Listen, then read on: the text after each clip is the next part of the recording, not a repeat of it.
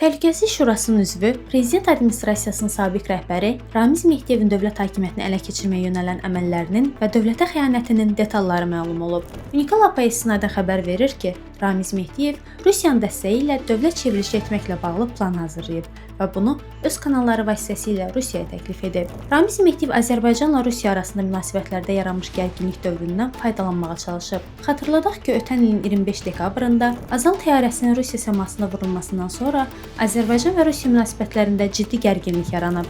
Rusiyanın Azal təyyarəsinin vurulması ilə bağlı üzr istəyib, təzminat ödəməkdən boyun qaçırması rəsmi Bakıda kəskin etirazlar doğurub. Rusiya ilə münasibətlərin gərginləşməsi hər iki ölkənin ictimai və media mühitində geniş müzakirə və tənqidlərə səbəb olub. Ramiz Mehdiyev isə bu vəziyyətdən istifadə edərək öz kanalları və köhnə dostları vasitəsilə Rusiyaya dövlət çevrilişi planının hazır olduğunu, bu məsələdə Moskvadan dəstək gözlədiyini çatdırıb.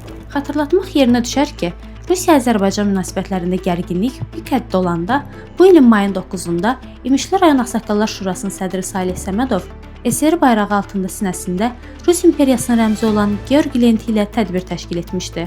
Bu hərəkətinə görə vəzifəsindən uzaqlaşdırılan Dövlət Təhlükəsizlik Xidməti tərəfindən həbs edilmiş Salih Səmədov Ramiz Mehdiyevin köhnə dostlarından və biznes ortaqlarından biri hesab olunur. Ramiz Mehdiyev planında dövlət hakimiyyətini zorla ələ keçirdikdən sonra keçid dövrü üçün müvəqqəti dövlət şurası formatında qurum yaradılmasını təklif edib. Bu plan 87 yaşlı köhnə bürokratın özünün rəhbər olmasını nəzərdə tutub. Məlumata görə Mehdiyev rəhbərlik edəcəyi dövlət şurasında təmsil olunacaq şəxslərlə bağlı məlumatı da Rusiya ilə bölüşüb. Mənbənin bildirdiyinə görə Azərbaycan və Rusiya prezidentlərinin görüşdüyü düşənbədə Rusiya tərəfi özü Ramiz Mehdiyevin təklifi və onun şəbəkəsinin planı haqqında Azərbaycan tərəfinə məlumat verib. Görünən odur ki, 87 yaşlı Ramiz Mehdiyev artıq davamlı xahişləri və israrı ilə Rusiyanı da bezdirib. Ona görə də Rusiya heç bir perspektiv vəd etməyən Mehdiyevdən tamamilə imtina edib və onun planı şəbəkəsi ilə bağlı rəsmi Bakını özü məlumatlandırıb.